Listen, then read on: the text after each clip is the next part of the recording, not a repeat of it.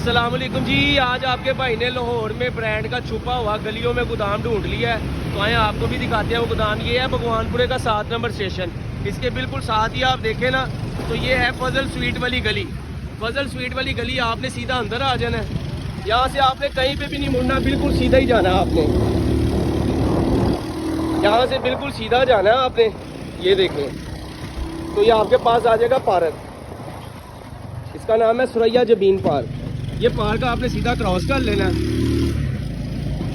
Park cross करेंगे आप जैसे ही तो ये दाईं तरफ गली मुड़ रही है।